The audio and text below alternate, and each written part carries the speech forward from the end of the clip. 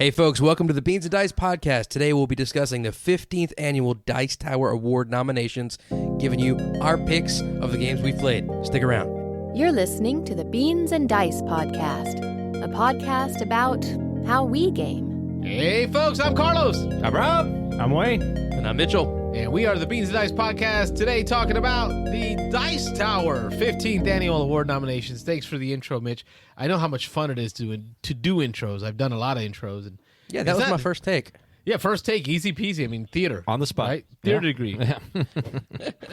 Anyway. But this week, we got Mitch posted up in our board game chat group about the Dice Tower nominations that came out. And Mitchell and I were talking about it'd be fun to kind of go through that list and kind of give our opinions, our thoughts on each of those games. So that's kind of just what we're going to do, folks. We're going to steal content from the Dice Tower and give you our take on it. Yeah. Ride coattails. Nothing wrong with that. Nothing wrong with it at all. Give us a show. But a little bit different than what we've usually had. It's normally Mitchell and I, but we've got four of us tonight, all four of us together. Wayne, Rob, myself, Mitchell, all going to talk about games. So, Mitchell, I'm going to let you lead the way. Yep. You take us through the categories, you introduce the games, and then we will all give you thoughts. Give you four quick opinions on each one of these categories. Okay, sounds good. Well, I'll just go chronologically on the list that the Dice Tower released. First off is Best Party Game. We got Doodle Dash, Mystic Paths, So Clover, Snakes, and Super Mega Lucky Box. I've got all the designers and publishers here, but unless that's relevant, we'll leave that out. I'll be honest, guys, I have played none of these. I actually own Snakes. It was given to me as a Christmas present. I read the rules. I wasn't super intrigued by it and have never got it to the table. So Clover is really popular here in Louisiana, though I've never played it.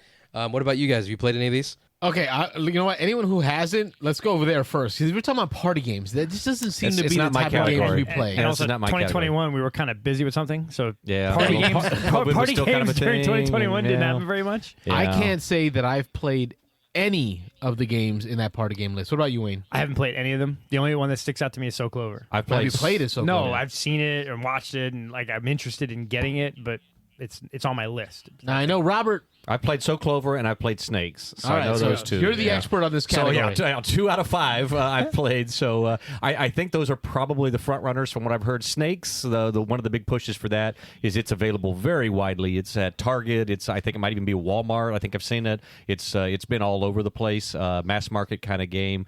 Fun little deduction game. Trying to figure out who's the snake, who's in what where you got with the weasels or something, weaseling out the snakes in that one. So that's it's like a trivia game, and the snake knows the answer, and he's trying to get you to go with the wrong answer. to screw it up, right? He's Right, trying to get the group to vote on the one that's not right. So fun little deceptive game. Again, you're trying to ferret out who the pun there. Ferret he out said who the ferret, snake is in the group. So so that was a fun one. Although I am definitely not a deductive party gamer. I don't like Werewolf. I don't like those big games where you're trying to figure out roles and trying to lie and act out roles. So Clover, very simple, fun. Light party game. I mean, that's a game you can teach in 5 minutes or less, and a fun little. I'd almost call it an activity kind of thing, but It's a word game, right? Like Yeah. word association. Word game, yeah. You're each person's making a little board. You draw these little cards at random. You can rotate them in the 4 quadrants, the 4 corners of the board, and you have to rotate there's 4 words around the 4 sides of each little square that you draw, but you take 4 of them, you put them in a square pattern, and then on the clover, the 4 parts of the clover on the outside, you're trying to come up with a 1-word clue that will tie the 2 words together that are on the 2 different tiles that face that direction. So you're kind of throwing them out there.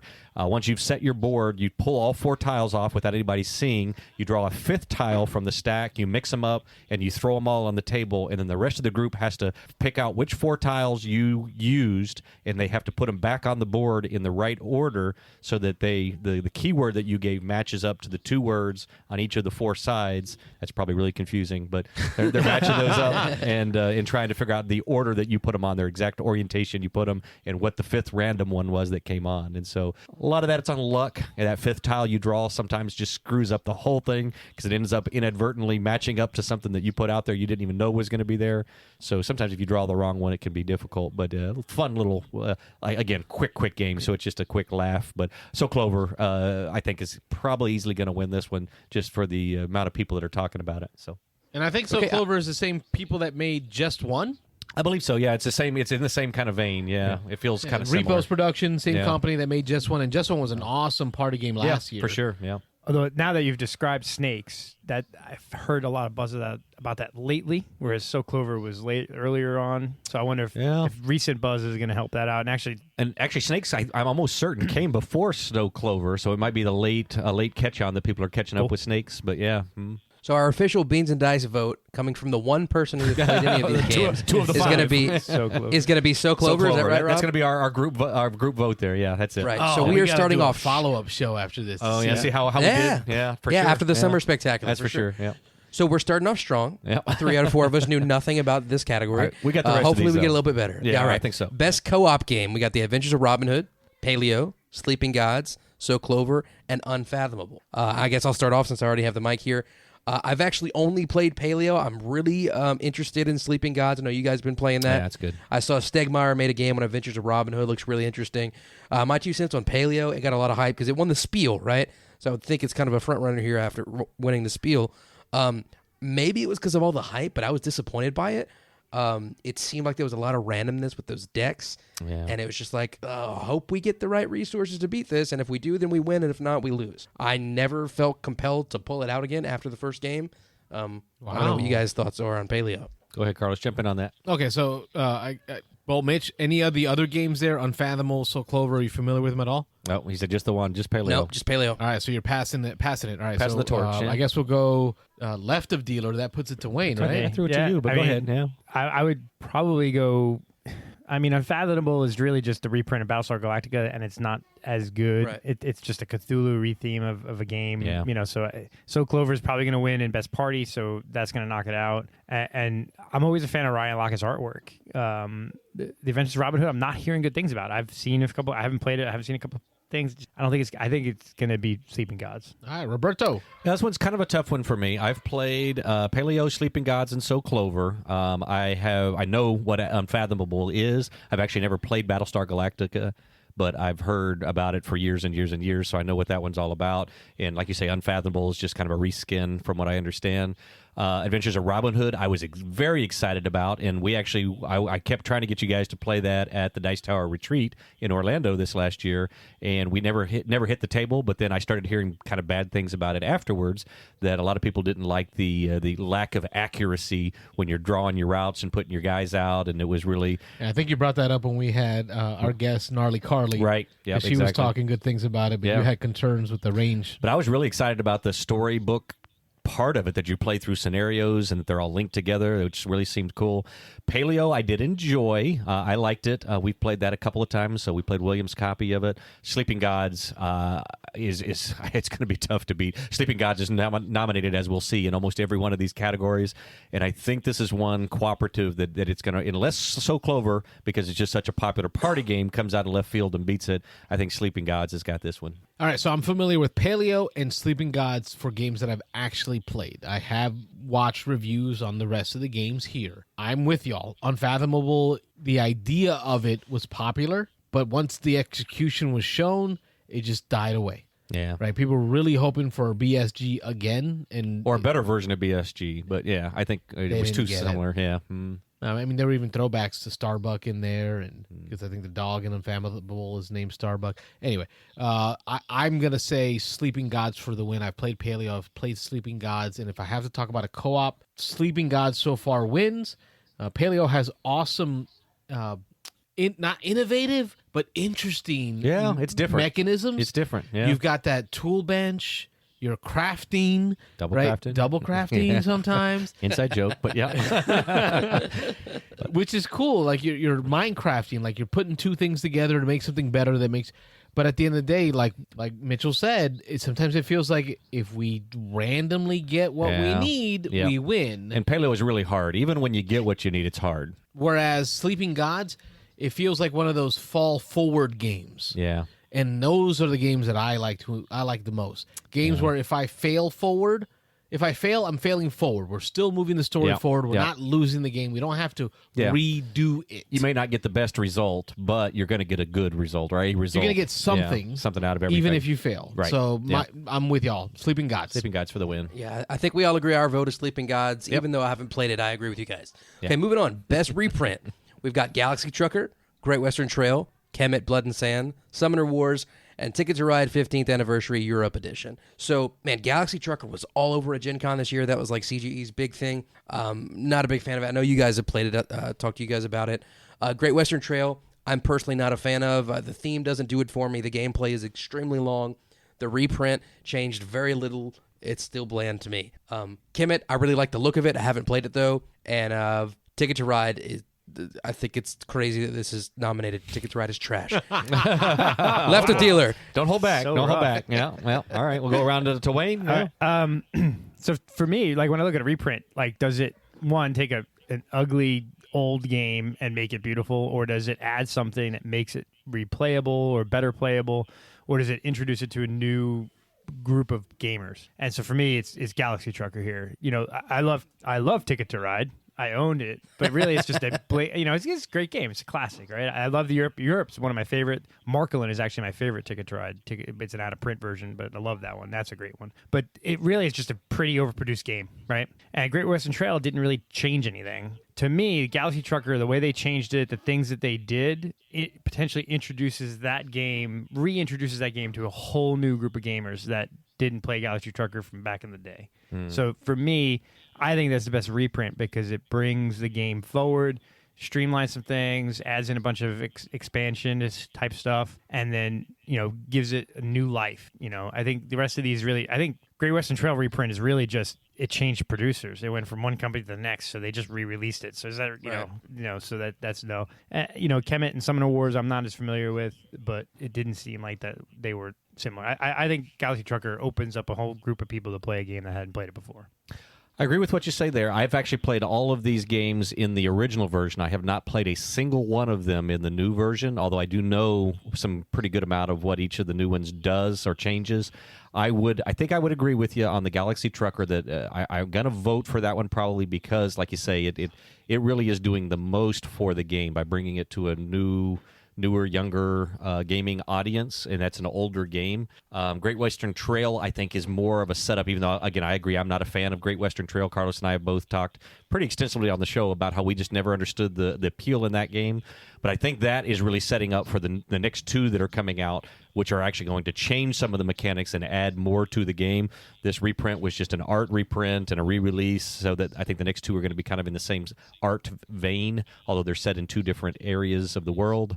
So we'll see where that one goes. Kemet, again, it did tightened up some things, changed some things from the old game, but I don't think enough to probably win the category. Summoner Wars is the one that really intrigues me here because Summoner Wars did make some mechanical changes to the game. Big. And yeah, some pretty big things with streamlining and how you spend mana and how you deploy people, and so it made some pretty big changes. So I'm going to say Summoner Wars in Galaxy Trucker, depending on which way we go. I'm a big fan of Summoner Wars, and that was an early game that Carlos introduced me to the hobby with. The Ticket to Ride, that version is beautiful. I love that version with the nice hand carved. From what I understand, every one of those trains is hand carved and a really awesome looking version. But again, I just doesn't change much about the game. So I've got it between Summoner Wars and Galaxy Trucker. Galaxy Trucker, if they go with reviving an old game, Summoner Wars with really making a game better. So I'm going to probably say Galaxy Trucker, but yeah. Yeah, I'm going to pause start real off. quick. I'm sorry. Can I interrupt before Carlos? Oh, yeah. Are you telling me literally every train in every box was made by hand? That's what they say. They're hand There is yeah, no that's what they by advertise. small Malaysian children. Yeah, exactly. way. Making 2 I cents think an hour. maybe the originals, right? And then Yeah. Sorry. Go ahead, Carlos. Yeah. All right, for me, it's going to be Summoner Wars. I have a love for this game, although I feel that Galaxy Trucker probably has a wider appeal. Yeah. I think the best work has been done in the Summoners Wars reprint. Again, like Rob, I played them all. I still have Summoner Wars. I still have Galaxy Trucker. I still have Ticket to Ride. And if I wanted to play any one of them, it'd probably be Summoner Wars over all of them. Yeah. I'm going Summoner Wars. That'd be So the one I I'd think that prefer to makes I think that makes it our official vote then, because Okay. Carlos voted for it and Rob halfway voted for it. Yeah, right? I can go with that. Yeah, that works for me. He can never commit. He's always on the fence. Yeah, I got to split. Well, but hold on. Well, then Rob was halfway Galaxy Trucker and Wayne was full on, and I haven't played any of these games, so I guess it's a tie then. You haven't Galaxy played Galaxy Trucker? I have not played any. It's a puzzle game, right? It's kind of a dexterity. It's after the Empire in Chaos. space. Speed It's good. game. It's a fun game. Yeah. It's a fun game. Okay, that makes me want you to build- look into it. You build your Group of ship. guys hanging out late at night. It's a fun game. Yeah. But what's great about it is that real time experience. It's Not many real-time. games have that real time experience. We're gonna throw a bunch of tiles in the center of the board, Mitch, and then we're gonna flip a timer, a sand timer, and then we're gonna have to rush and race to grab tiles With off the board one hand. with one hand Grab only. one, flip one, put it. Look at it. Yeah. Put it on your board to build your ship, On your ship, yeah. or put it back in the stack in the pile face Up, so everybody else can someone see what else it can was. grab it. Yeah. And the best. So there's chaos in building your ship, and then the second round where you go on your journey. And This it is after the Empire. After as you watch asteroids slam into your ship, or you push your opponent's ship into an asteroid and it blows up half the ship. That is the chaos that people will be talking about, like at Waffle House at 2 a.m. You're flipping event cards, It's and it could be an awesome. asteroid field that attacks certain sectors of everybody's ship. It could be pirates that attack So that- from one side of the ship or the other. Cargo. Depending on how you built your ship, that one will determine ship, on how yeah. it survives. That one ship, like Carlos doesn't have shields on the left side of his ship, and you push him into an asteroid, and he gets it. Just it's fun. It's a good game. But You guys sold me on it. They had a giant version of it at Gen Con, and it just you fun. walked away. Yes. it's a game you want to play with a group of friends because it can Yeah. be. It's just hilarious. Yeah. Gotcha. That's All right, best okay, so- reprint so- of 2021. One Some of of the those worst. two. Yeah. I just want to clarify. I said It's a tie. I played none of these games. I meant of those two, I hadn't played those games. Anyway, yeah. moving on. Best solo game. We've got Ark Nova, Cascadia, Final Girl, Hadrian's Wall, and Sleeping Gods. I've played Ark Nova. You guys know my opinion on it. I think it's way too long. I think it's way too complicated for a game about animals. I haven't played it solo. I've heard people that said good things about it, and it speeds it up solo. But I haven't played these other games. I haven't even heard of Final Girl until I saw it on nominations. that's a good what are one. you Really? guys You thoughts? didn't hear about that one? That's a good one. No. Yeah. Why don't Anyway, so you, Wayne. you start. We'll keep going around. Oh, well, all right. We'll We just rotate. Okay. Yeah. So I've played all of these except for Final Girl. Although I know all about Final Girl, I definitely know what it is. I've seen a part of a playthrough of it. Gosh, as far as I have not played any of them solo. I guess let me state that right up front. I've played them all, but I've played them all multiplayer except for Final Girl. Final Girl is a solo only experience, if I remember correctly. But gosh, this is a tough one. Playing solo, so just trying to think of how you would like to play these games solo. I'm going to say Ark Nova probably wins solo. I think Cascadia is a fun game multiplayer because you're drafting those tiles, you're drafting the little animals, and there is definitely an element there when I've played it, only multiplayer, but of hate draftings in that game that makes it fun. You know the person to the left of you needs another fish to run that line of salmon to get the 10th point or whatever that they need, and so sometimes I'm just grabbing that just because I know they want it so bad, and it's the only fish tile sitting out there. And so Cascadia, I think, really shines as a multiplayer. Hadrian's Wall, I could see being a really good solo experience. It's a really deep roll, flipping right, not a rolling right. But Sleeping Gods, I don't know. I really enjoy the multiplayer part of Sleeping Gods, too, I think. I don't know that I would enjoy that so much solo. So even though I think Sleeping Gods is probably the most popular, the better, the more epic game of all of them, I'm going to say Hadrian's Wall would be my vote for solo. I'm with you on the Hadrian's Wall. Yeah. I think the Euro-ness of this rolling right is what's going to take it across the finish line as a Yeah. solo game. It appeals to a lot of different But in all audiences. honesty, the hype for Ark Nova is going to make it win. That's going to be hard. Yeah. hard to- That getting over that hype for Ark Nova. No hate to Ark Nova. What Capstone has I'll done. hate Ark Nova over here. Yeah, the wingspan hype of Ark Nova. It's just like, and this really bugs me because this game shouldn't be here. Like it barely just showed up Right. in 2022. Well, Right. and speaking of that, Hadrian's Wall is definitely clearly the oldest of all these. So the Yes. Hadrian's Wall may have even been a 2020 It's established. release. It's been so- around. Yeah. But Yeah, I don't- folks, I know y'all are just gonna vote for the hotness. No offense. I don't think Ark Nova should even be on this. No, it 2021 shouldn't. list, 'cause- and it should. Yeah. Anyway, I'm gonna go Final Girl because one, it's Ah, the only yeah. solo only game Right. on that is list. that is a good point. And I haven't played it, but I've watched some playthroughs. I've heard people talk about the game, Yeah. and I don't even think it's necessarily the kind of game I would enjoy playing. But I think it's the uniqueness of taking that that heroine from Yeah. the horror movies and throwing her against various horror genre movies and They have the boxes and the different Yeah, things. very So thematic. it's very thematic. It's got a lot of replayability where you can play different types of Scream Queens, whatever, fighting the different monsters from horror movies. It's a cool theme, and it has a lot of expandability, and it's the only one on here that's actually meant for solo play, so I'm going to go with that one. And I'm going to be honest, Wayne. Whenever you said it takes that heroin from the horror movie, I knew nothing about this game, and I was like, "Whoa, Wow. it's about drugs." No, Okay, not heroin. I know. I understand now.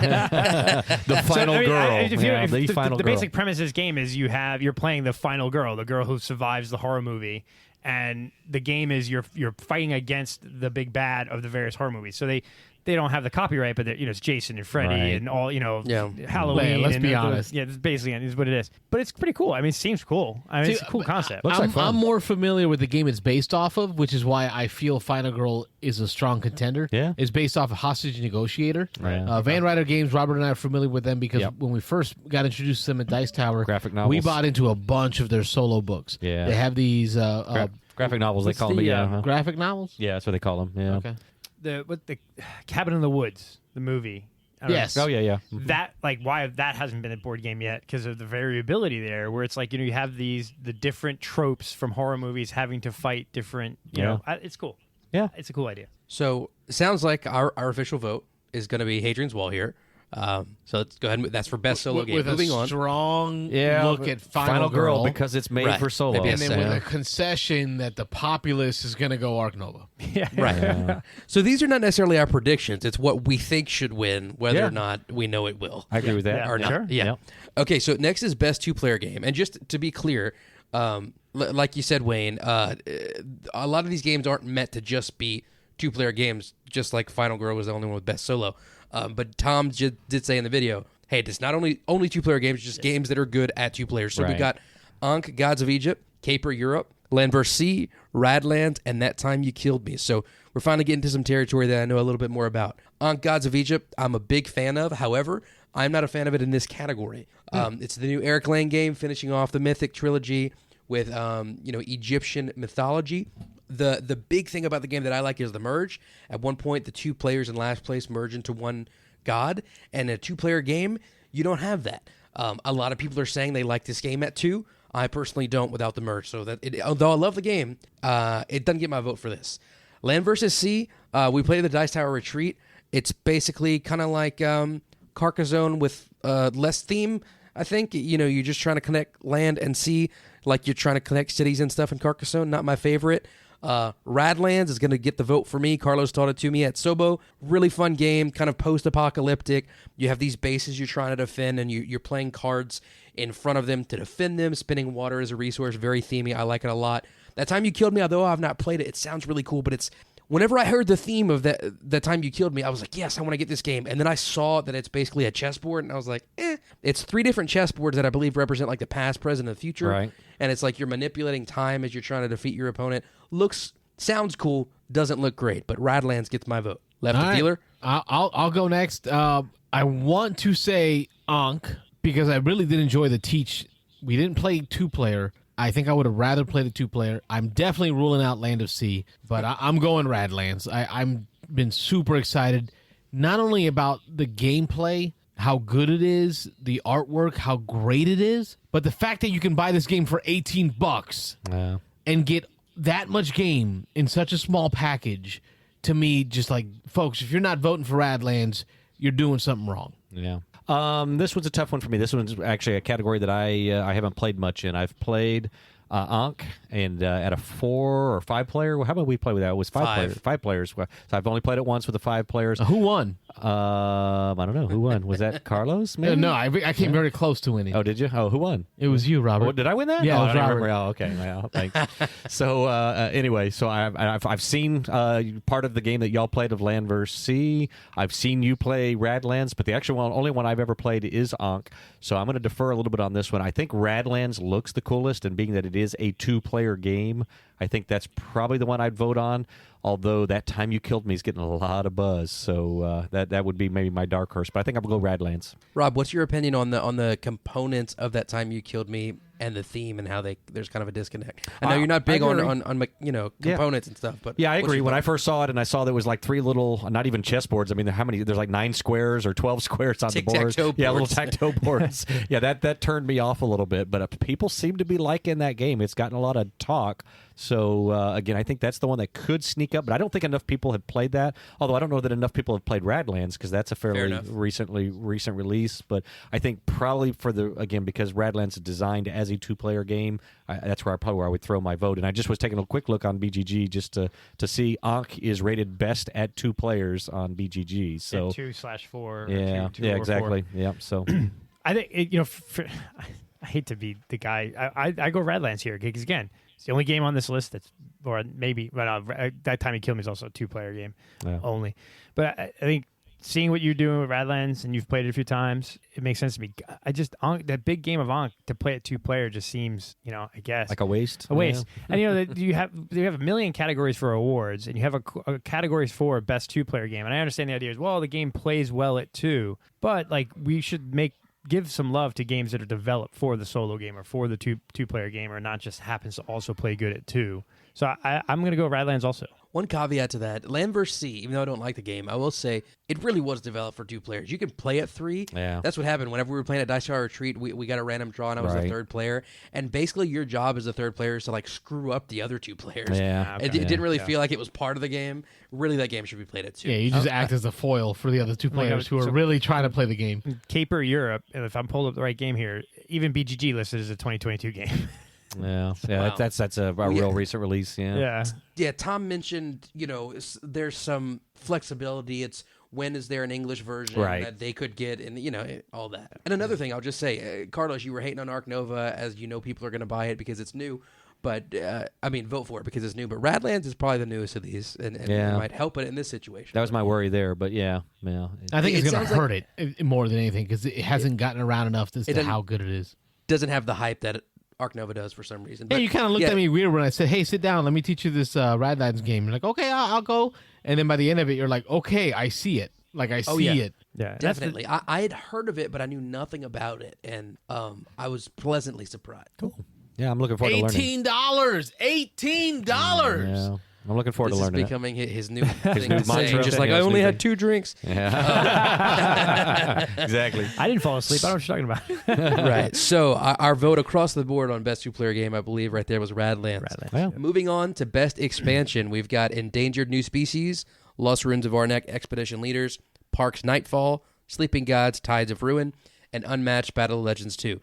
For me, the only one I've played is Arnak, and I give it a glowing recommendation. I've only played 1 game of Expedition Leaders. Whenever I heard it's variable player powers and like kind of more of the same and like a different research track, I thought it's just, again, more of the same, not really going to change the game. But those variable player powers, that asymmetry, it made it feel like a completely different game. Each one of the powers that we had felt OP, but whenever they're all OP, that means they're just P, I guess. Yeah.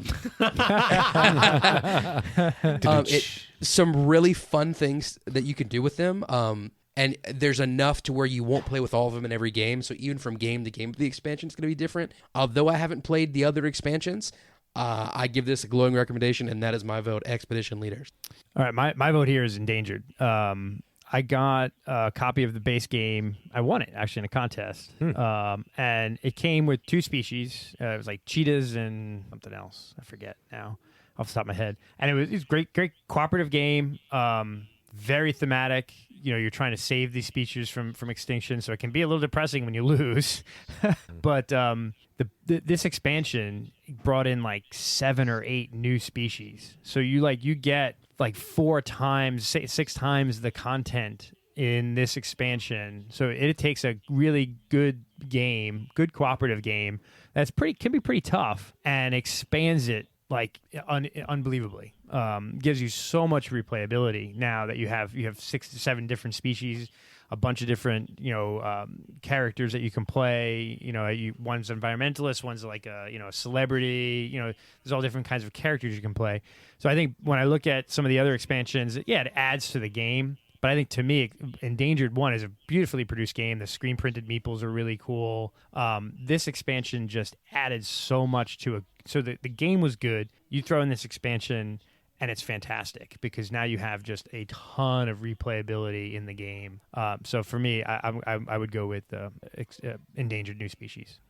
It's a game I got to try. I haven't. That's the only game on the list I haven't played, and I'll say I haven't actually played any of these expansions. I know about all of the expansions, including New Species for Endangered, just because I've heard about the game. This is definitely a game I need to try. So if you've got a copy of it, we need to break that out sometime and give it a shot. But I'm going to have to say Lost Ruins of Arnak is probably the winner here. Parks is a great game. I think a lot of people are into the Parks, the base of it, but the mass market appeal of that game, I think the expansions are going to go right past a lot of the people who would buy Parks, and they're just not the kind of people that are going to go buy expansions for games. They're going to pick up Parks off of the shelf at Target, but they're not going to go looking for a Nightfall expansion. Sleeping Gods is a huge game, and I just don't know how many people would have been able to get to Tides of Ruin just because Sleeping Gods itself has so much going on. I just don't think that has much of a chance. Unmatched is kind of my dark horse in this one because people love Unmatched, and anytime something new comes out for Unmatched, a lot of people would jump on that. But I'm actually going to go with, again, Lost Ruins just because of the mass appeal of the game, and it's a gamer's game, so it is a step heavier, I think, than Parks. But just the number of people who own copies of Lost Ruins of Arnak and were looking for something a little more to spice that game up, I think Expedition Leaders is the winner here. I'm going to go against the grain. Yeah? As much as I love Lost Ruins of Arnak, I am not excited about adding an expansion to the game. I still feel there's so much more depth to be milked out of this game as it stands that I have not sought out, looked for, pre-ordered, anything to do with the expansion. However, my money first on this list is going to be going to Unmatched. Yeah. I will be that collector in me, the minis, the adding it to the other ones that I already own. Like Unmatched to me stands out as the answer to best expansion. And I don't even know if it's fair to put it on this list because it's not an expansion. Really? Yeah. It's just kind of like more of it. Yeah. I don't know if you're a LCG player, a CCG player, a mini war gamer, you know what I mean. You're just buying it because it's part of the faction, the world, the game that you play, right? So you're buying it for that purpose, not because it expands the game in any new way. So it's not the right answer, but my answer is Unmatched. I'd like to see Unmatched win, but I think just Lost Ruins is it is. That's it. Yeah. And I think Endangered probably doesn't have as much Publicity. I've never heard of it, bro. Yeah. I have no idea what you're talking game. about. It's Yeah. a tough game. I It's know good. of it, but yeah. Kind of what Carlos is saying about Arnak, I feel about Parks. Like, I like Parks, but I don't feel the need for an expansion Right. in it. Yeah. Kind of what you were kind of saying that, Rob. So it sounds like we got some love for Unmatched, we've got some love for Endangered, but I think with me and Rob being on the same page, our vote is officially Arnak. Little Lost Ruins. But well contested. Yeah. Yeah. All right, moving on. Best artwork. We've got Gods of Egypt again, Bitoku, Canvas, Meadow, and Sleeping Gods. So with Ankh, I think it has great production value, and we'll talk about that in the next category. But the art itself on the cards and things like that doesn't stand out a ton to me. It's not really a contender for me. Bitoku I haven't played, but I've seen it. Honestly, the art is way too busy for me, in my opinion. Agreed. It's too much. So Canvas, Meadow, and Sleeping Gods, I think it's going to be one of these three. Canvas is really cool. If people don't know, it's the card crafting system. Like for Mystic Veil, you have these translucent cards, and you're sleeving them together to overlay them and create a portrait. Kind of unique take on it.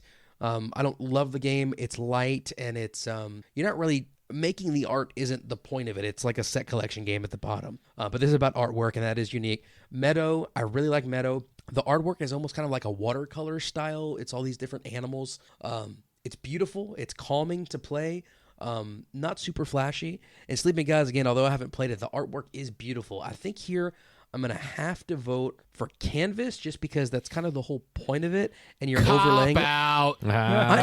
Listen, I'm saying I don't crazy enjoy the game itself. Yeah. But in a category of best artwork, it's a game about art, and it's really my favorite part of that game has nothing to do with mechanics. Whenever you complete a painting and you lay it down, what we do at our table is we announce the name that it creates, and then we look at it and kind of compare the art that it made to the name, and we all kind of have a laugh or, oh, wow, that's cool or that's deep. And it's a talking point, which brings us beyond the game. And so for that reason, I'll vote best artwork, Canvas. I'd say I can see Canvas slipping in there because it's a game about art and artwork, but otherwise, Ryan Lockett, Sleeping Gods, case closed. Moving on. Well, I think and so Batoku, the cover of that box is gorgeous, but the board is just Too looks much. like we pulled up a photo here on Board Game Geek, and it looks like someone just threw paint cans on the thing. It's too much. Yeah. Too much. Canvas is pretty. Ankh is okay. I think again, to me, it's Sleeping Gods, and it's Ryan Lockett's artwork, who I love. Yeah. And Canvas, and I would have almost done if you had let me go first, Mitchell. I probably would have said that I would have done the cop out. What you do? Well, Canvas is about art, so I'm going to choose Canvas. But You could still choose it. I could. I would choose. I would probably choose Canvas because I own a copy of it. I just got the expansion in the Kickstarter. I love it. You're creating artwork. It's kind of cool. But again, Ryan Lockett's artwork, Sleeping Gods. Yeah. Sleeping Gods. That's my answer. Yeah. We have had so much fun playing that game, creating narratives and stories for the different portraits of people that are in there. It's Marco. It's Marco. We're just the art just allows you to really engross yourself in the game. The Kraken looking beast, that the Godzilla looking beast. I can't the Hector or something. Yeah, I forget what it's called, but something like that. Hectorius Anyway, or something. So Sleeping Gods. Sleeping Gods. Yeah, I think that's it. I think I can bow to that. Sleeping Gods is really nice. So our vote is Sleeping Gods. Next is Best Production Values. We've got Seven Wonders Architects, Ankh, Gods of Egypt, Canvas, Maglev Metro, and Sleeping Gods. Some good contenders This here. is a hard Yeah, this is a tough category. one. This is a tough one. Go ahead. So we've talked about most of these, other than I guess Seven Wonders Architects and Maglev Metro. I actually haven't played either of these. Interesting quick side note: I don't like Seven Wonders, which is why I didn't pick up Architects. But I found out BJ told me, or he was telling somebody, it has nothing to do with Seven Wonders. It's just the same guy, and they slapped the name on it for marketing purposes. Different so it makes game. me want to try it out. Anyway.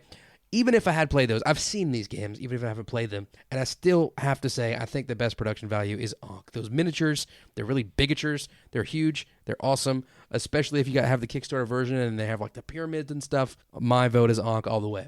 All right, who's going first to rebut him? I think it's you this time. Yeah. Is it me this time? There you go. I'm going to rebut first. Go where Much like go where I want the you to go. easy answer for where- the art go where I want you was to go. Canvas. Go where I want you to go. copped out again and went for the Simon bigatures as the easy answer.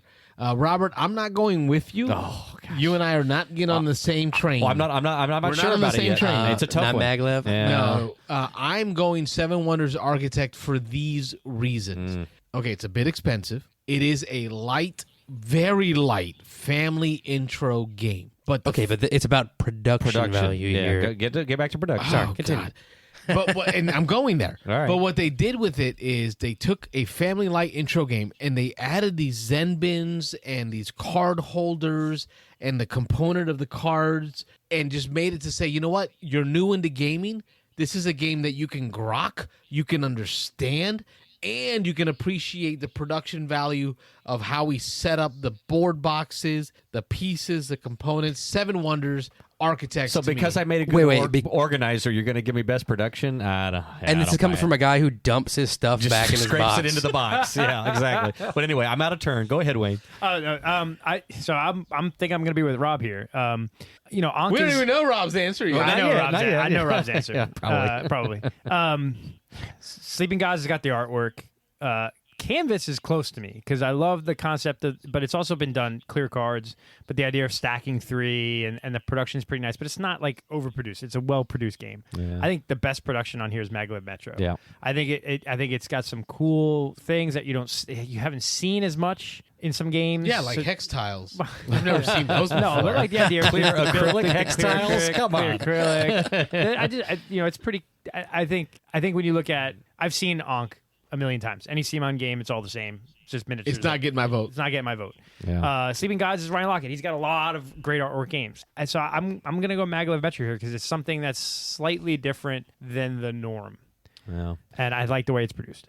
I could see Ankh slipping in because of the minis. I mean, it's a big, nice minis game. I liked the minis when I played with it. They're cool. They're very. How many detailed. games have an alligator like looking over his shoulder? Actually, like they're that? they're cool. They are definitely unique and very cool. But yeah, you called it with me. Maglev Metro on this one.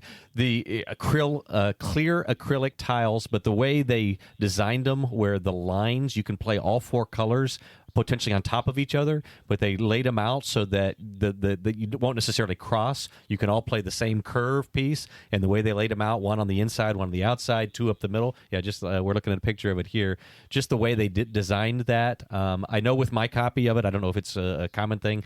Sometimes all of them don't fit into the little dual layered board just right, and you kind of have to force some of them in, which is a little bit of a drawback. It was a little disappointing, but the little cars that are plastic on top, the metal on the bottom, the little meeples that are designed to slide right into each one of the cars, and I just love this game. But is it fiddly? See, I wouldn't call it fiddly. oh, okay. No. So let me get this straight. Oh no, let's not go there. Moving a chocolate bean onto a crate for 30 seconds to take it right back off. 30 seconds later, not even 30 seconds later, 10 seconds later in some cases. But trying to figure out, is that bronze or gold? No, and then trying to Well, listen. That's the one. The that one was complaint one is thing. the closeness of those two colors. Everything you said that you loved about Maglev Metro has to do with the innovation of the mechanisms of the game. No. The execution of the production was flawed. Nope. These cars, these trains, clear acrylics, the lines drawn on them, where you can put all 4 of them on the same line and not cross over each other. And then the whole board idea, the dual layered thick pieces that go in between. No. It's different than the other games. There's other games we can point to, games that have been on this list, like Ankh, yes, miniatures, but it's just another CMON game with this miniatures. one's innovative. This one's different. Graphically, this game could have been so much prettier, so much better produced. It's not about the art. It's not about the art. That was the know. previous What is one. production value? I like it. Components. I like these maps. I like the over aerial view. The tiles are beautifully Yeah, thick. The train cars, they don't fit the 4 people on them the way they should. My passengers are all laid out like they're drunk and high. Well, when you put one in have you there, been they on fall something in around. But Maglev? if you fill it up, it's good. But I mean, but have you ever been on a Have you taken the subway in the Bronx? anyway, Maglev Metro is my vote. I've got Maglev Right, Metro. so I think our official vote here is Maglev Metro. Though I do love that everything goes back to Chocolate Factory. That's like our you new keep bringing that up. patented That's my test love. for and you'll all see that. it's not on any of these lists. But go ahead. Well, hold on. It's from like 2019, I think. Oh, It's that That is is true. It's Oh, 2019. Yeah, okay. it is. Well, I'm yeah. sure it wasn't on 2019's list. But moving right along. Ooh, dang. Yeah. It's weird because the Throwing Dice some Tower shade. just recently reviewed it. Yeah, So it's like, God, it feels like a newer game. Yeah, Now back to the topic at hand. yeah. Yeah. By the way, guys, instead of having 2 people talking over each other, you get 4 for the price of 1 with this episode. That's awesome. All right. Next, we've got most innovative. We got Merchant's Cove. Mine, is it pronounced Management? Management, MT? Yeah. Picture Perfect, Sleeping Gods, and So Clover. So we've talked about some of these. Merchant's Cove I haven't played, but it looks really cool. I know BJ had it on his Board Game Gumbo stream a couple times. I don't know Mind Management. Picture Perfect, I watched some playthroughs of it at the Dice Tower Retreat, though I didn't play it. It's like you're moving people around and whether or not they want to be next to this person or in front of this person. And then at the end, you actually kind of take a picture of the game, and then you match it up to like these objectives. Because I don't know a ton about Merchant's Cove, but it looks interesting. From what I know of these games, I'm going to actually vote Picture Perfect. It's light. It's more of a party game, but I think it is innovative, which is what the category is about. Yeah. Think Wayne's up on this I'm one? up. Yeah. That's a tough one. How many of these have you played? I've not played any of these, Okay, actually. gotcha. All right, so now we're just best guessing. Yeah, it. now I'm just looking at it going best All right. guess. Hit it, homie. You know, I almost defer to anyone else, but Okay, that's fine. Yeah, You can do that. I'm not gonna say that because I don't know enough about some of these to really make a decision. All right, Robert. Okay. I've played 3 of the 5. I've played Picture Perfect, Sleeping Gods, and So Clover. That's pretty good, bro. Yeah, I've heard a lot about mind management. It's a new hotness right now, and Merchant's Cove. I definitely know a lot about as well. Picture Perfect, I think is the most innovative. It's definitely not the most popular. I'd say it's probably the least popular of these 5 games. I've heard the least buzz about it. But if I'm going to go just by most innovative, and the 50 people who vote in these categories have played or will have played all these games, I think Picture Perfect actually really pretty easily stands out for me as the most innovative. Okay. See, I'm going to go not with the games that I've played because I've only played Sleeping Gods out of this entire group here. I'm going to go with the conversations I've had with gamers in our group, and Mind Management is going to take that number for me. Mind Management really stands out as a hidden movement, kind of secret, find out where people are type of game. Yeah. And the intricacies of the card boxes and the deck building that belongs in that game, to me, it's not going to win because it's probably scaring a lot of people away. But I found that one to be the most innovative that I've heard of. Yeah, that element of mind management is the only thing that, again, that could be my dark horse, is that each time you play it, if you're playing, as a group, depending on who wins, you open a box that makes the other side a little better for the next game. So it's a balancing that if one person is playing one side better than the other, it balances out the game from play to play to play, and that's fairly innovative. So that is that's interesting. But Picture Perfect does a lot of things that I just had never seen in a game before. But yeah, I think Picture Perfect will win, but I feel like Mind Management has more innovative. Yeah, like Picture Perfect takes advantage of people's cell phones. Yeah, it's cool. Yeah. I think they've played Picture Perfect 2 times on the Dice Tower, so it's gotten a lot of Dice Tower buzz. Yeah. And I think that's part of it too. Is like, these are all content creators, but it's through the Dice Tower. Listen, so I just don't believe that people focus their world around what Dice Tower does. Oh, I don't. But think let's so either, continue reviewing the Dice Tower nominees. Don't badmouth them and then keep going. Yeah. All right. Anyway. So our vote there is Picture Perfect. Next, we've got Best Game from a Small Publisher. I was surprised with some of these names until I heard what Tom said. So they have to have 5 games or less at the release of this, because some of these are some pretty major publishers. It's just they don't have a ton major of games. designer names. I mean, Corey Knizia. Right. I'm just saying. Some big ones. So we've got Canvas, The Initiative, Mind Management, Oath, and Stardew Valley, the board game. So I have not played Stardew Valley, and I mentioned I haven't played Mind Management or Initiative. I've played Canvas and Oath. Out of those two, I liked Oath better. Now I know Oath got a lot of mixed reviews. It's the latest game from the publishers of Root. You gave it mixed reviews. When we say I know. you gave it one. So it's this weird, it's not a legacy game. You're not permanently destroying things, but each game you play is affecting the next game. It's building the deck. And it's asymmetric. One person is asymmetric, but it's not one versus many. It's not we all win or you win. One person wins, but one person also starts off with the most power. And then whoever wins, the next game is going to start off with the most power as the Chancellor. Complicated game. But from a small publisher of these, I'm going to go with Oath, with the caveat I haven't played some of these.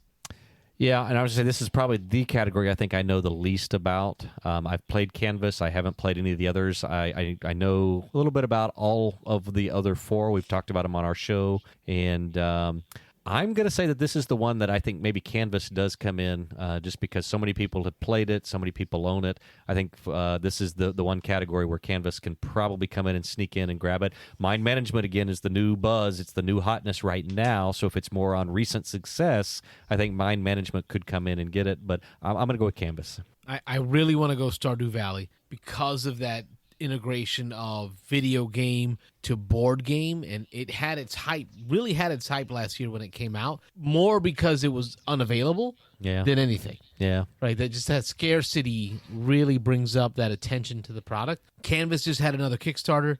I think Canvas is going to be the winner. So Canvas. I think part of it is Stardew Valley, it's not that good of a game. Yeah, I've heard it had a lot of buzz. It fell off. It fell off quick. Yeah. I think some of the other games are just not played enough and haven't got enough publicity. And I think I could be wrong, but I think Canvas just announced that they're going to be it's going to be distributed by Asmodee going forward. Oh, really? Yeah, or something like that. Okay. So it's going to get even more out there in publicity. So I think Canvas. And that would be a close second for me. So I think across the board we can get behind Canvas. So best game from a new designer. Again, Tom said this could be a first or second game because some people, their first game is kind of small. We've got Ark Nova. Man, I'm getting tired of saying those 2 words. Yeah. Meadow, Paleo, So Clover, and Unsettled. So I have played Ark Nova, Meadow, and Paleo. I've kind of given you my thoughts on Ark Nova and Paleo. I mentioned Meadow's art style. My vote here is going to be Meadow. It's a really cool card drafting, tableau building game where you're using these planks, and it's kind of like a grid system. And if you put down the 3 plank in this notch, then you count over 3 that way and draft that card. At first, it looks like it's going to be a light game, and theme-wise, it's light. You're going on a nature trail, but it's very thinky. You've got to plan ahead because you can't play this bird card until you have a berry in your tableau for him to consume. So there's a lot to it. Meadow is my vote. I'm okay. I want to say Unsettled. And it's just because of the group around me and the folks that play it and what I've heard about it. It's just so much that makes me want to play it. But I really want to say Ark Nova. Come on. Matthias Week, when it did, like after playing the game, my brain was like, how does someone come up with this? How does someone connect all these different things together into a cohesive game? Albeit a very long for what it is game, but it's still a cohesive game. So my answer is Ark Nova. So I haven't played some of the games, but I'm going to just go hype train. Boop, boop. It's going to be Ark Nova. I think this is going to be the wingspan of basically anywhere Ark Nova is nominated, it's going to win, even if it doesn't deserve to, because that's just unfortunately what it is. But if any category was given that Ark Nova deserves to win, I think it's this one. This designer, Probably. this guy shows. It's a big game. You show up and you take all these different things and put them together into a. Okay, I said my point. Carlos. It's a big drop.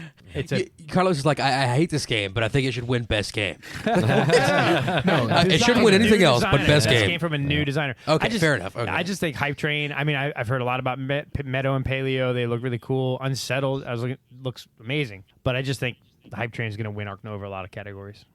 This is the category I think I know the most about. I've played all these games. I've played several of them several times. My wish would be for Unsettled to win. Unsettled is so good.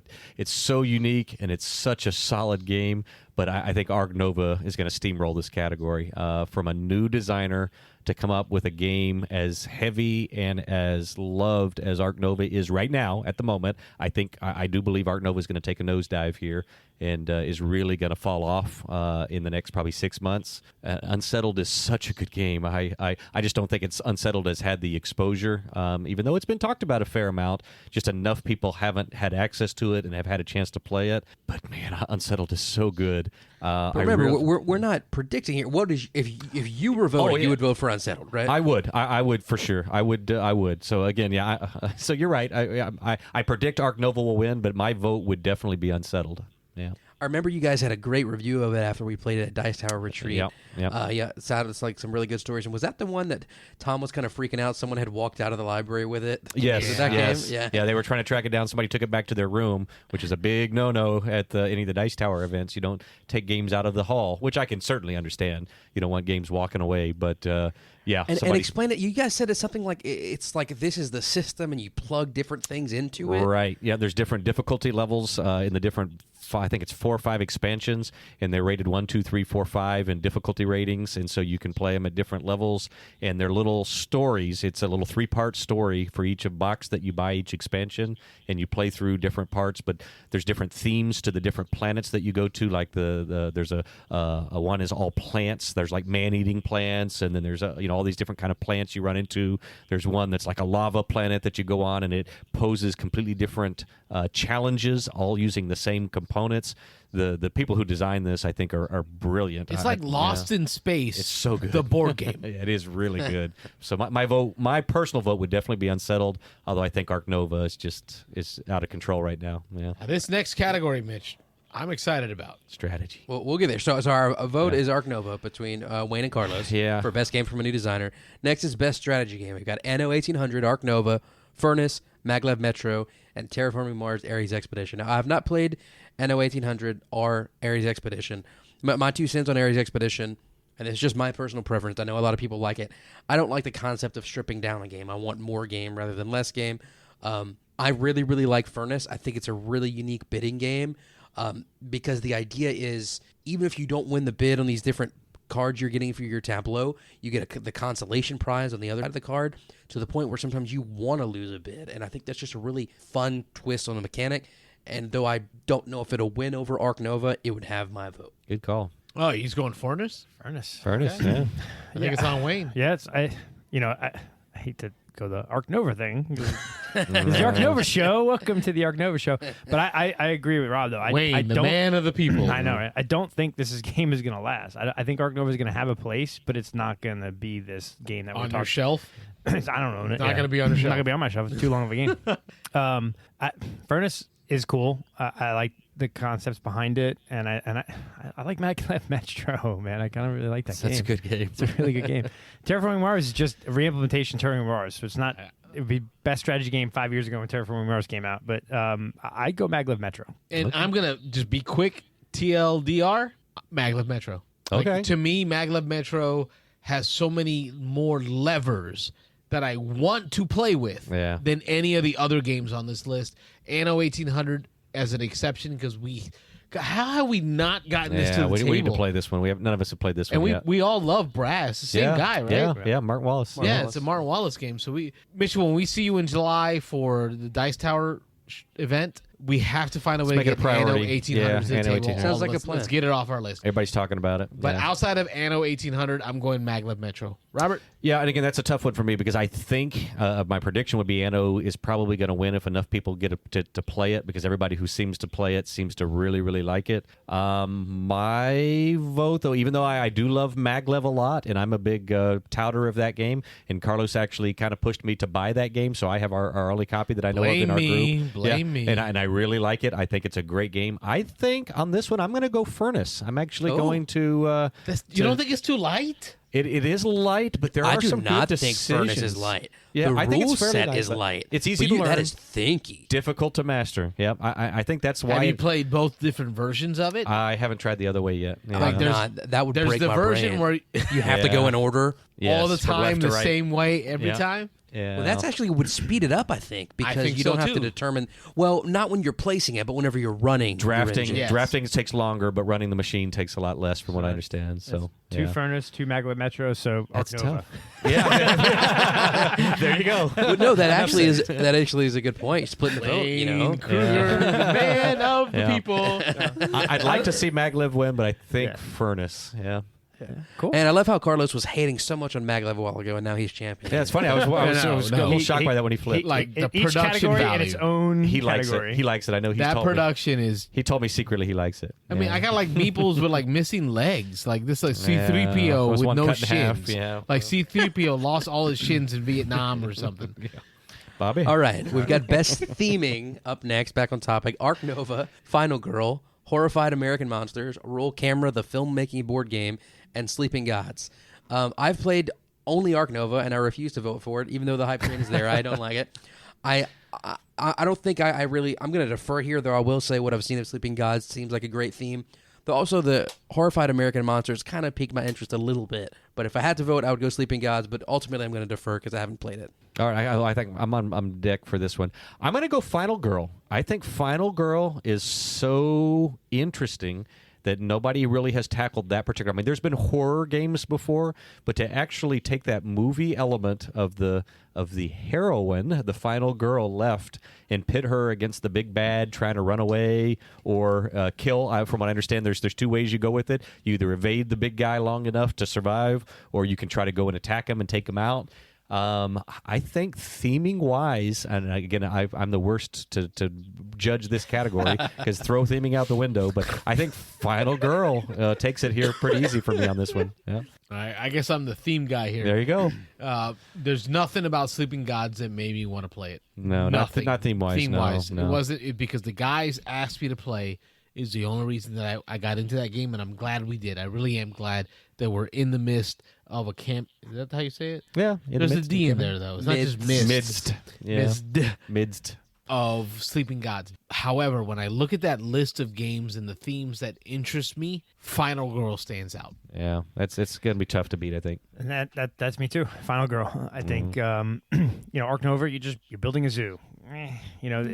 Okay. Horrified is just another expansion to the Horrified universe. But and also, American Monsters just doesn't do it for me. No, you're fighting the originals- chupacabras and the Jersey Devil and Yeah, the originals were the bit where it was at. Roll Camera to me, it's a filmmaking game, but there are, There's a million of there are those. a million of those. And Sleeping Gods is his own universe, so it's not the theme's there, right? It's Ryan Lockett's own world, and it's great. But I think like you said, Final Girl brings that the horror movie genre to a board game, and you got it. And so it's kind of cool. I like it. Yeah, I think that's Final Girl. got it here. All right, so the vote here is Final Girl. Moving on, best welcoming game, second to last category. We've got Seven Wonders Architects, Canvas, Cascadia, Picture Perfect, and Super Mega Lucky Box. TLDR for me. We've talked about all of these. My vote here is Canvas. All right.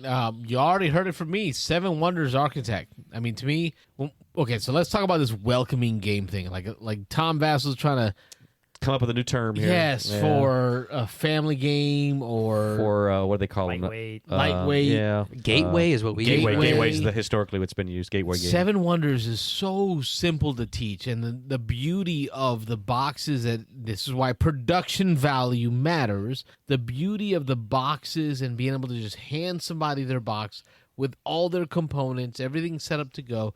Seven Wonders just makes it easy to teach someone who is not a gamer. Pick one: the deck to your left, the deck to your right, or the deck in the center. Grab one, flip it, let's see what happens. Seven Wonders. So for me, I look at this list and I think, okay, we got Easter Sunday coming up, right? A couple of days. So a family's getting together. I got my brother from Jersey, and I got my mom and my grandma, and we got a whole big family. What game there can I take out and teach to everyone in that room? And it's Canvas. I think it's an easy game. Really? Yeah, it's easy. Mitch had 5 minutes. It easy. Yeah, I think it's easy to teach. I think people, because you break out Seven Wonders with all these things, and people who've never really played board games are going to go, no, right? I think you break out Canvas and you say, all right, all you got to do is you pick one of these things, you're going to pick 3, and you got to try to match the colors, right? Or you could even just throw out play a game, and let's see who makes the best paintings, right? You can play that, you can play it a couple different ways, but I think Canvas is the most welcoming game out there. That's the game that I can teach to probably people that have never played anything beyond mass market game. Yeah. For me, it's going to come down definitely to Canvas or the Super Mega Lucky Box. I haven't played the Super Mega, but it's a from what I understand, a roll and write or a flip and write, kind of broken down to some of the most basic things. You're just checking off boxes, you're filling in numbers.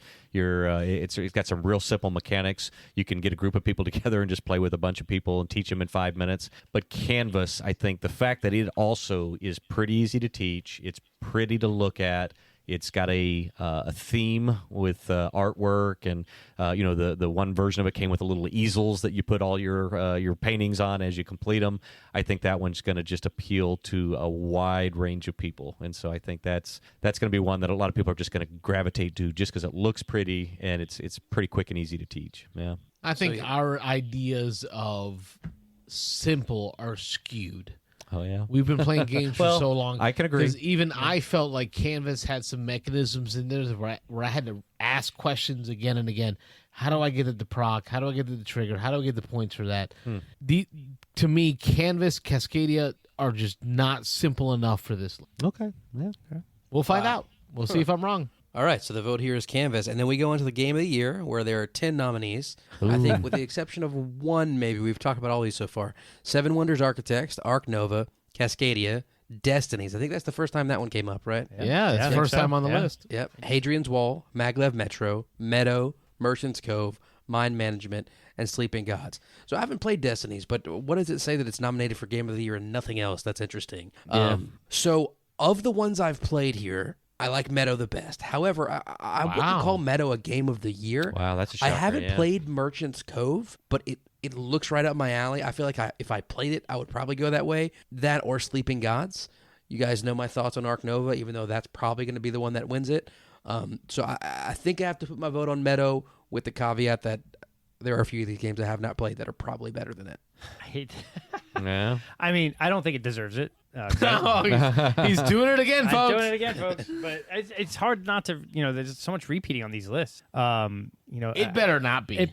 It better not. You know what? I'm gonna go out of left field, and I think Hadrian's Wall. Oh wow! Oh well, no, he's yeah, wrong. that'd be a huge underdog. Yeah. Huge underdog. I'm going for the underdog on this. It's Yeah. probably Arc Nova. Let's be honest. It's gonna be Arc Nova Yeah, probably. it's gonna be Just Arc because the Nova. hype train is that game is so it's already in the top 40 already, maybe even top 30 by the time this podcast comes out. So it's climbing like crazy. But a lot of people are talking about Hadrian's Wall, and that's the kind of game that I think a lot. So you got to think of who's voting on this. All the people that are voting on this are all content creators, right? And You're right, and he did say we could submit. If you are a content creator, email him For future years, future years, right? So, yeah. should we try? You Yeah, we could try. Like a Definitely. beans and dice, get a beans and dice vote. Why not? in there? Yeah, Why why not? not? That'd be cool. Carry on. So think about it is like you got to think about what content creators they're playing a lot of these new games, a lot of them, and I think there's an awful lot of hype of a lot of all these games, and so I could Hadrian's Wall being a roll and write, but a heavier roll and write, right? That people really got some meat on it. That could be a dark horse, but it's probably Arc Nova. Yeah, I've played 7 of these 10. 7 Wonders, I know all about. Carlos owns that. I've seen it played a couple of times. The only two that I don't know as much about, but I still know fairly well just from what I've seen, Mind Management and Merchant's Cove. I know what those games are all about. Again, predicting the winner, I think this one's a landslide for Ark Nova. I think that wins pretty easily. Sleeping Gods is really good. Maglev is my dark horse. I would love to see Maglev slip in here and win this one.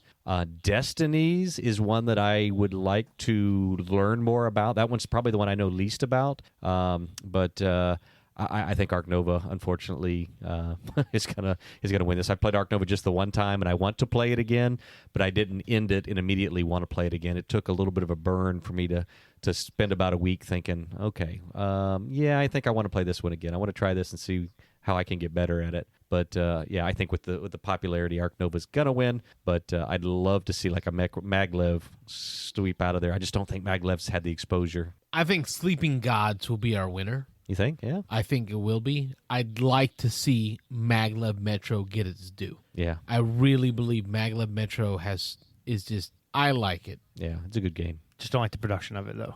You're not going to let that die. So I believe the vote then is Maglev Metro because Rob and Carlos, you both want Maglev Metro. I could easily flip to Maglev Metro. I was just throwing out a dark horse to try to say that, It better not be Ark Nova, man. I will flip this table. Here's what's crazy. We're all just collectively hating on Ark Nova, and everyone else in the world loves it. Is it just because Vassal put it as a number one? I like Ark Nova. What is the hype? I like Ark Ark you Nova. just said, unfortunately, it's going to win.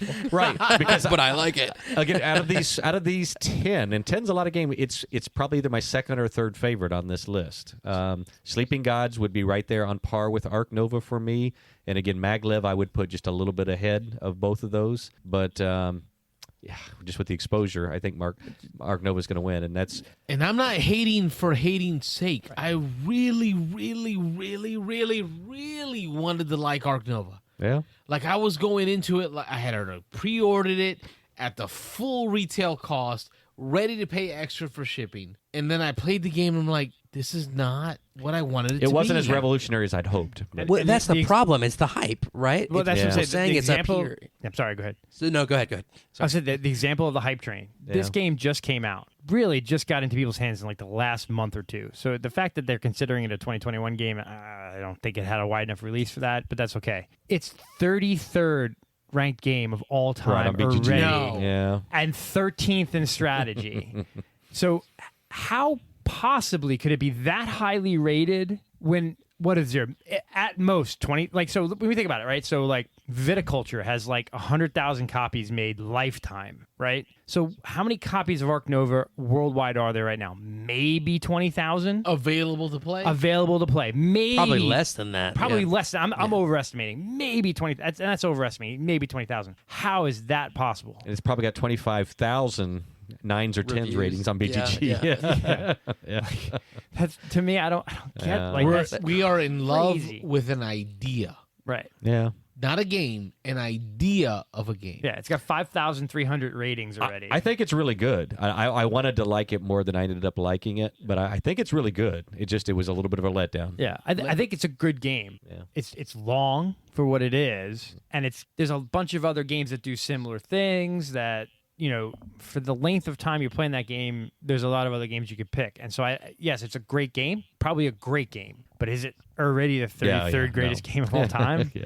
I don't know about that. So Let's hope you guys never plan to have Matthias Wieg, or however you pronounce that, on the show. On the show. No, I voted for him for best designer, though. Like best new designer. Absolutely, best new designer. What Absolutely. he's trying to do is amazing. Oh, he's made a great game for a first-time designer. I want to call this right now. Probably one of the first expansions you get for this game is going to be like a prelude expansion. That's what Carlos keeps saying. Yeah. It's going to be a prelude expansion to make this a faster play, to get you Quicker going startup, fast, quicker startup, something. And that'll save the game. But yeah, this is totally Tom Vassal going, this is the greatest game of all time. My most favorite game of all time. Mitch, you and I did our podcast last week. We talked about our plays of Ark Nova. We got a comment in there from a guy named Michael Gray on the Facebook. He commented on our show. That means we have people actually listening to what we're doing. It's pretty cool. However, what he said to me really stood out, and this is what he said. It's not heavy enough or light enough for what it is. And that really stands out to me. It's not light enough for the randomness that's involved. It's not heavy enough for the type of games that I want to enjoy, where my decisions really matter. it's just kind of like in this meandering world between random and strategy that it just doesn't stick. It's not heavy enough for what it wants to be, and it's not light enough for what it wants to be. And I told Michael, I said, that is an awesome way to say That's it. a great way to think about it. that's good. Yeah. I agree. So, Michael, if you're listening to our podcast again, Yeah. Yeah. shout out to you, Shout Michael out to you, Gray. man. That's Yeah, a good one. comment. That's Yeah. a great. That is a great comment. It is because Yeah. you think about it. It's what it is. It's not heavy enough to be amongst the heavy boys, the brasses or the Twilight, whatever those ones, and it's not light. It's not light enough to be more like a For the 3-hour for the game, 3-hour it's, game, it's it's not just what it's yeah. not light enough for what it needs to be. yeah. Yeah, it's interesting. I'd have to think about that a little bit. But is it bad that they tried to take a heavy game and bring it down a notch? I don't know. Yeah, it's interesting. Maybe But if it if you're weren't that doing long. that, why make it last Yeah. 4 hours? Yeah, We yeah. played it over a course of 2 days. Yeah, for sure. Yeah. As I'm telling you, give a Preludes expansion to that, where you take that 3 or 4 hour game time and make it a 2-hour game time. We're in. Yeah. That game, then now Yeah. it could be maybe the third game of all Now time. you can play it a couple times in a night. Yeah. Yeah. I love that expansion for Mars has just become the term because this isn't the first game I've heard people calling it. It needs a prelude expansion. I love Oh, that. It's a yeah. verb. Yeah. It's Yeah. a verb now. Yeah, it is. Or I think it's a prelude. noun Needs a prelude. Yeah. Yes, or an you know, adjective or something. Mr. Yeah, adjective, Bonacore, yeah. you've done something right there. Yeah. Mm. But that's a lot of it too. Is in a realm is when gamers have families, you have kids, you can't play. If you're gonna play on a weeknight, 4 or 5 hours, you're playing that one game. I want to get two games in or 3 games in, or I want to be able to play multiple games. So being able to start games faster makes sense. But for me, if I'm going to rock that 3-4 hour game, the decisions I make better be what dictate the outcome. Yeah. Important. That's the key message there. Wow, we kind of derailed off of Yeah, the Dice Tower. No, but I think it's a good follow-up conversation. Good discussion, With yeah. Arc Nova being on almost everything here, and we all, although Rob kind of likes it, all of us kind of agreeing it may not deserve all the hype it's getting. Yeah. That's Yeah. We shall see. But the Dice Tower Awards used to be at Dice Tower East. Right. They moved those on What purpose. happened to but- that? Yeah, Tom said he wanted it to be more of a, because it was kind of private there. It was only the 2,500 people or 2,000 that were there, and then it leaked out afterwards to the general public. He wanted to make it more of, everybody finds out at the same time. So Speaking about these awards, though, and even not just the Dice Tower Awards, but other awards, like we've seen this list. It's Canvas, Arc Nova, Maglev Metro. There's 5 or 6 games that are in like every category, right? Does that mean that those are just above and beyond so far the best games out there, or could we really find like best 2-player game, right? One game that actually was meant to be a 2-player game, and all the rest were other games. Does it not cheapen, but does it not make these awards as good that there's like, if there's 6,000 or 7,000 games that came out in 2021, are you telling me that those 5 games were so better we than have the rest? repeated ourselves over and over again and with over the same again, titles and all the different categories. So could there? Is it? Are we in an echo chamber? That's what I'm wondering. I think so. I think we are in the Dice Tower echo chamber with this list. I don't remember in past years has it been this repetitive? Well, Wingspan was on everything and won like every Gloomhaven. award. Gloomhaven, Yeah. Wingspan. God. So you have that one game that wins everything, but like they always talk about, there's 8,000 games that come out and there's a million great games. Well, then shouldn't there be a little bit more diversity in these nominations? Or are these games just I that still good? think the Yeah. cream The rises. cream to the rises. top. Is it the Yeah, cream I rises think top? so. Yeah. Yeah. I'm just playing like devil's Yeah, no. advocate, Yeah. asking the question of like, Because I can't think of any games that are not on that list that I think, ooh, that should have taken. Ooh, Vamp on a Batwalk. Should be in there. I still don't know how Stegmaier designed that game. Oh my God! Stop that. On that note, yeah. Well, see, folks, that's you know what, Mitch? I have had a blast having Wayne and Rob join us for this conversation on podcast format.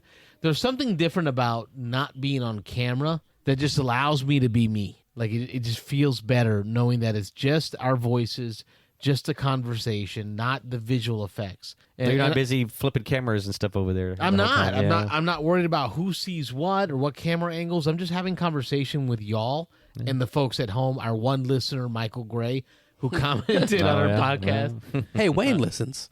Oh, I do. yeah, Wayne doesn't count though. Rob He's part doesn't of the show now. No. No, Rob doesn't. I don't listen. It makes me sad. I've known him like damn near half my life, Yeah. and the guy won't listen to my podcast. No. On the commute into work when you have to go back to. He does. I don't really go in. I but, tell you yeah. what, I started back to work this week.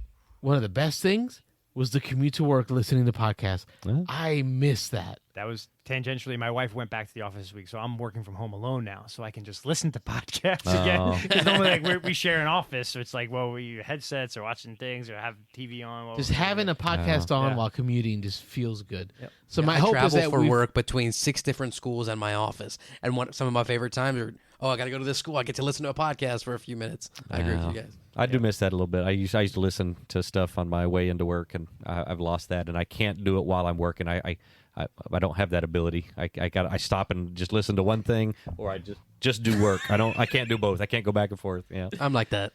Yeah. My hope is that we've provided you some content that you can enjoy, to think about, get you thinking about these games. And then, Mitchell, I'm hoping you're keeping track of what we voted for. Let's come back and do the recap, Let's the revisit this. follow-up. Yeah. We'll revisit, and we'll see which one of us had the most points for the most right answers. We're scoring this. Ooh. All right, sweet. So we'll All see. right. I like Well, no, that. see, had I said that ahead of time, Wayne would just say Arc Arc Nova, Nova, Arc Arc Nova, Nova. Arc Nova. I would have went all dark horses because I think those should be worth more points. Oh. You only get 1 point if you get Arc Nova, but if a scoring system. Like if Hadrian's Hall wins best game of the year, that's like 10 points. This is so meta. Yeah. We're evaluating what another podcast show is going to evaluate as their best. What does the games. winner get, Carlos? Oh, geez, bro. A laser copy cut, of unopened copy of Rolling Realms. Rolling Realms. Are All you right. assuming that you're not going to win? Because don't you already own that? I already own Yeah. an open copy of Rolling Realms. Why do you have 2? Stonemeyer sent me one for review after I already bought one. I see. So you know what? We're gonna review it. We're gonna play it on video, and I'll give it to one of us. Whoever the unopened one can go to the person Now it's who a got the most points. It's a contest. Now it's important. Yeah. So we are the Beans and Dice podcast, podcast out of Tampa, Florida, and Louisiana, and Sweden, Wherever else. Yeah. wherever these gamers are, because it really is about what you do, how you game. Because every Thursday night we're taking your phone calls. You take over the show. You tell us what you're playing, and we talk to you about your games, like Complicatrix. Complicatrix. Yeah, there you go. You knew where I was going. Yeah. Your games take the front seat and the hot seat whenever you call in. So join us on our Thursday night live call-in show every Thursday night. I'm Carlos, I'm Rob. I'm Wayne. I'm Mitchell. and we are a podcast about how we we game. All of us. You're listening to the Beans and Dice podcast, a podcast about how we game.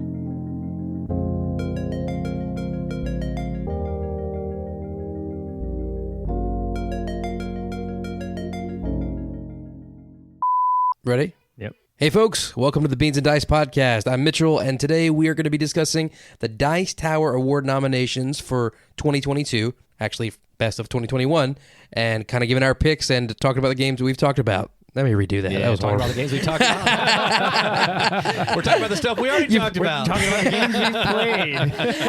This is not easy, okay?